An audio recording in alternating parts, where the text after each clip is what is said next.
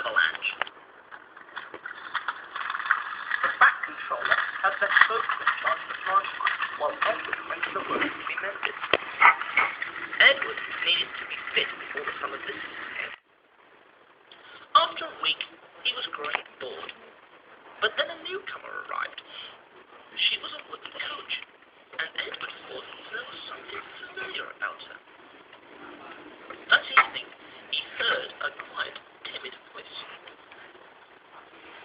Excuse me, it said. You're Edward, aren't you? That's right, he smiled. Haven't I seen you somewhere before? Perhaps, replied the coach. There were lots of us built for the furnace railway. That's your old line, so says Thomas's driver. That's right, smiled Edward. What's your name? Victoria, said the coach. When I was too old to work, I was made into a summer house in it. Now a kind gentleman with a top hat says that I can be mended and work on the railway again. That would be the Fat Controller, said Edward. Did he say where you would work? There'd be plenty of you to do on my line, continued Edward, hopefully. Victoria hesitated. I think the, Fat Controller knew, she said, but he didn't say. Where did you work in the old days? Asked Edward. My friend Helena and I worked on a branch line to a station called Lakeside, Victoria said. There was a big lake with steamers on it. Windermere, it was called. Albert was our engine. He was old, but very gentlemanly and polite. She broke off. Except once. It was winter and very cold. Even the moon was beginning to get very cold.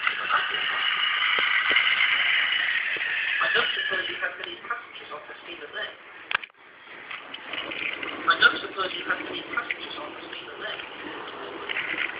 You'd be surprised, Victoria said. For some, it was the easiest way of getting from the town to the other side. Anyhow, on this winter's day, the snow wasn't too bad at the junction, so we were all right to get out. As we got near the hills, the snow got thicker. We reached a place called Hailway, where there were two tunnels, one at each end of the station. Albert didn't care about a bit of snow. Silly soft stuff, he called it. Thomas used to say that too, smiled Edward. The steamer was late that day, ice and water leaks, and that made us late too. Albert was worried, because when people got off the steamer, they had to catch other trains to our junction. Victoria paused. Albert had been boasting about how good he was in the snow. Well, we soon got back to Hazelwaite, and Albert stopped with his buffers at the mouth of the tunnel. The guard's whistle sounded. Albert didn't waste any time.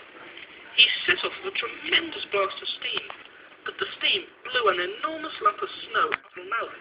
It poured down and landed, whoosh, on his cab. Albert's driver quickly put on the brakes. The train stopped, and then a lot more snow came down on Helena and me. She was almost completely buried, and half of me was too. Albert couldn't move an inch.